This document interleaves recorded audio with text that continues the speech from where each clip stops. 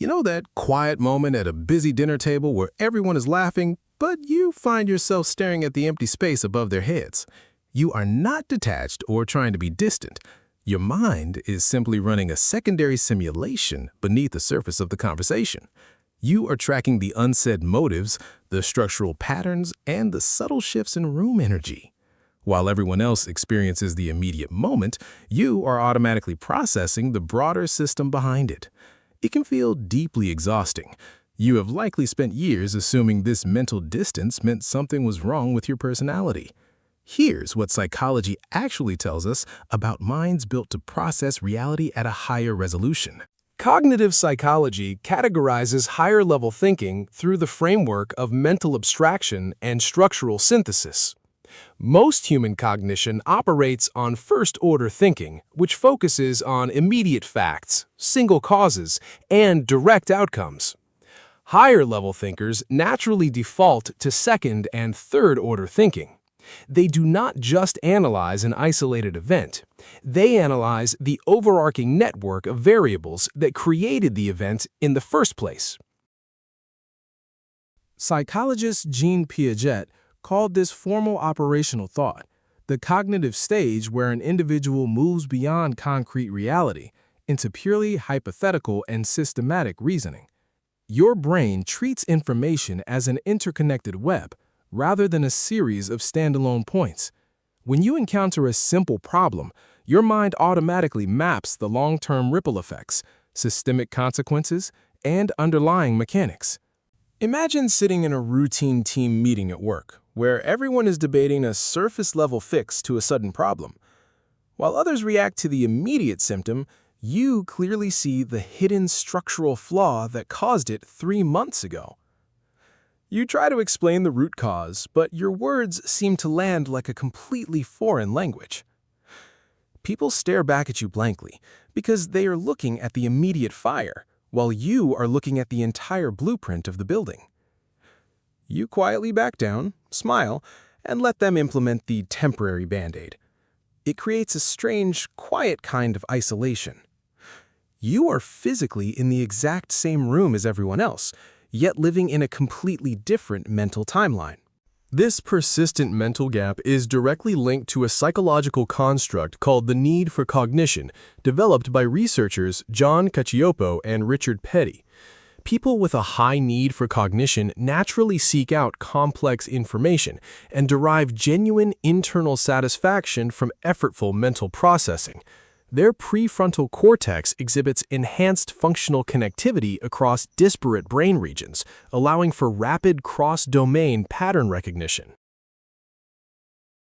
When presented with raw information, their neural networks do not settle for surface-level categorization. Instead, the brain engages in deep semantic encoding, evaluating contradictions, underlying assumptions, and long-term implications almost automatically. What feels like overthinking to an outside observer is actually the brain performing high-capacity data integration to construct an accurate mental model of reality. That constant data integration creates an unexpected downside that shows up in your everyday life. You walk into a grocery store, a coffee shop, or your own living room, and your brain immediately maps every inefficiency in the space. You notice the bottleneck at the register, the broken system in the workflow, and the flawed logic in a simple instruction. It is not arrogance, and you are not actively looking for things to criticize. Your mind simply cannot turn off its internal optimization engine. While others move through the day accepting things as they are, you are constantly managing the mental friction of seeing how everything could be built better. It makes ordinary environments surprisingly draining to inhabit. This constant mental friction is best explained by Dabrowski's theory of positive disintegration, specifically intellectual overexcitability. Psychologist Kazimir Dabrowski found that highly capable minds possess a heightened responsiveness to intellectual stimuli, creating a relentless drive to seek truth, analyze concepts, and question paradigms.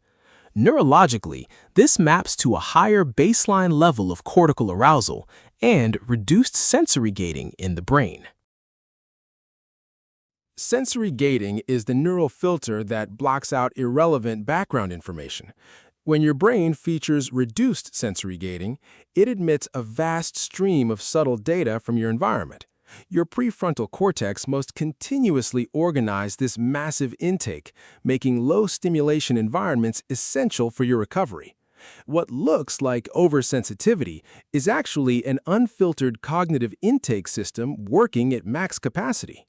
The goal was never to force your brain to run at a lower resolution just to fit inside a quiet room. It was learning to stop apologizing for the depth of your default setting. Once you realize that your tendency to look past the surface is a structural build, the subtle sense of isolation begins to clear. You stop expecting a shallow conversation to satisfy a mind built for systemic depth.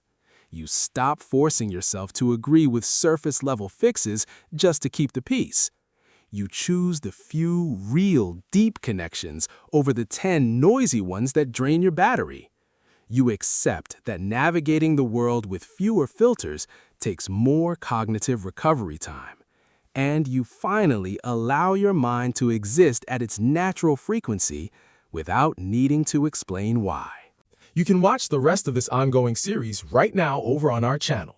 Click the next video on your screen to keep exploring.